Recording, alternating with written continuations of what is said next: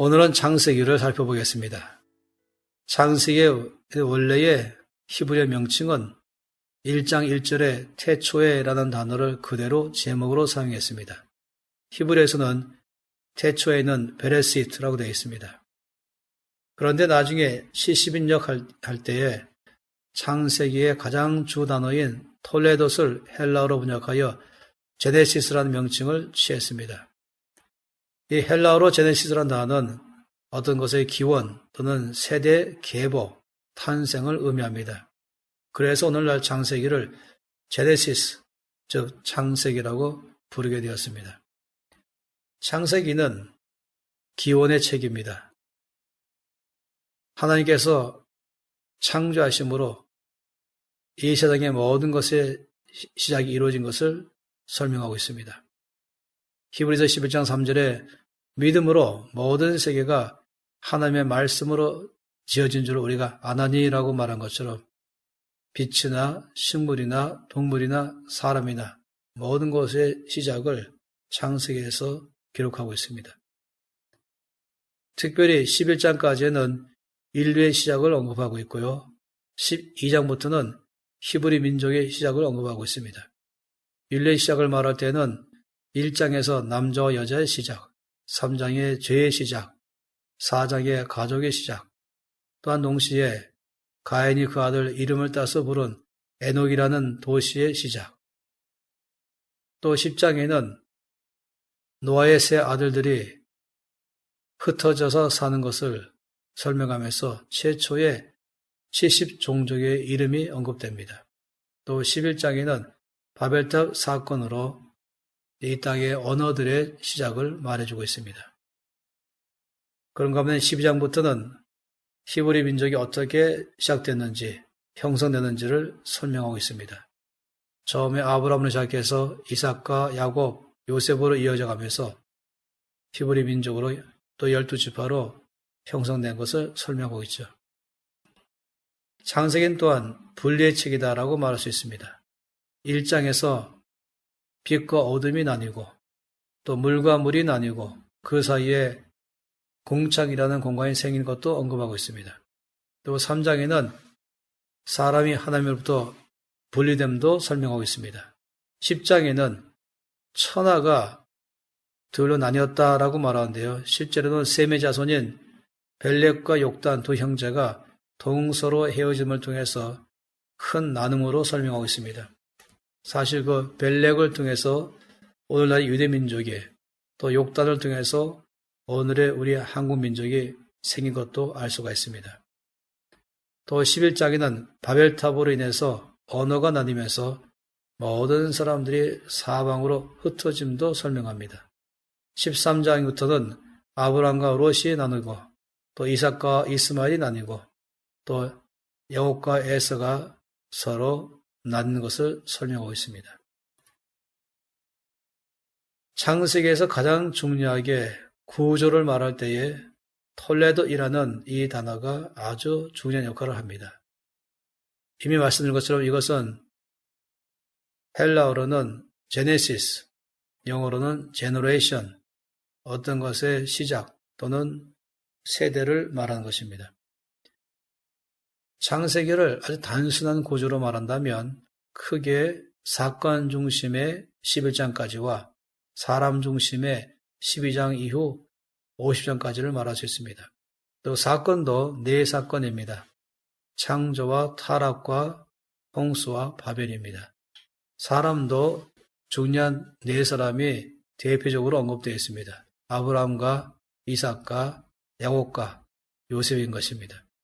그렇지만 창세기를 더 정확하고 자세히 보려면 톨레돗이라는 단어를 중심으로 살펴봐야 됩니다.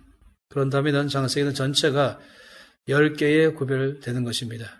처음 2장 4절을 통해서 하늘과 땅이 어떻게 시작되는지, 5장 1절부터는 아담의 계보가 어떤 것인지, 6장 9절부터는 노아의 족보가 무엇인지, 10장 1절부터는 노아의 아들 셈과 함과 야벳의 족보가 무엇인지, 특별히 11장 10절부터는 셈의 족보를 한 번 더 강조하면서 하나님께서 무엇에 관심이 있는지를 설명하고 있습니다.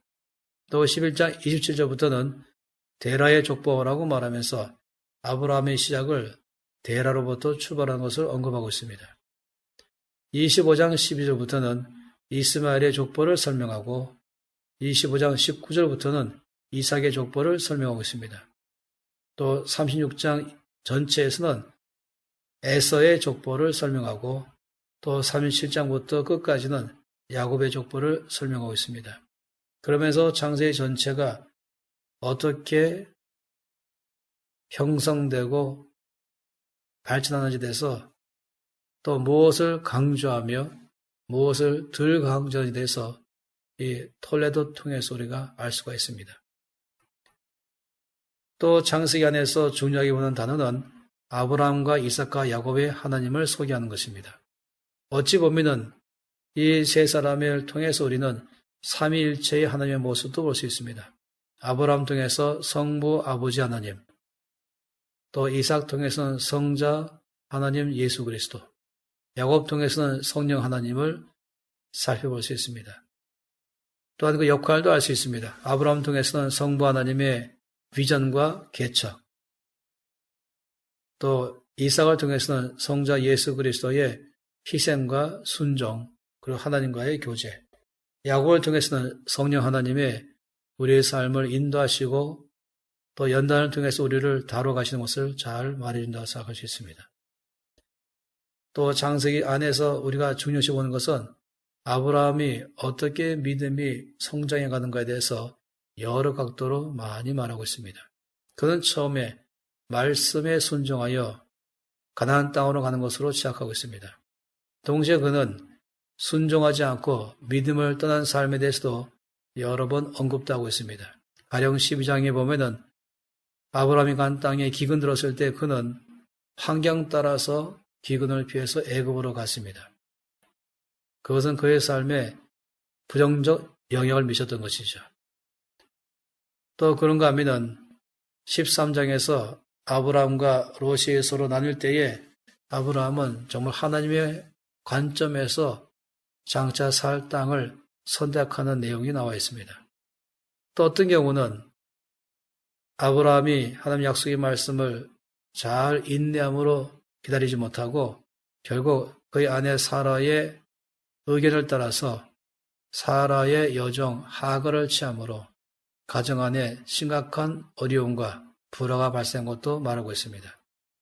그러나 전체적으로 하나님은 아브라함이 얼마나 믿음의 사람인지를 말하고 이것을 아브라함의 삶의 가장 큰 의로 여기신 것을 설명하고 있습니다.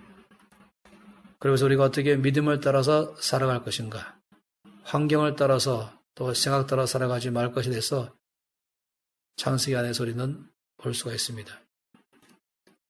우리는 창세기 안에서 하나님께서 그가 어떻게 언약을 세우시고 그 언약을 어떻게 사람을 통해서 계속적으로 성취해 가시는 것에 대해서 우리는 내용을 볼 수 있습니다. 아브라함과의 언약, 그 아들 이삭과의 언약, 또 그 아들 야곱과의 언약, 그리고 또한 하나님께서는 그 언약을 그의 12 아들들을 통해서 어떻게 성취하는지를 대해서 볼 수 있는 것이 바로 창세기인 것입니다.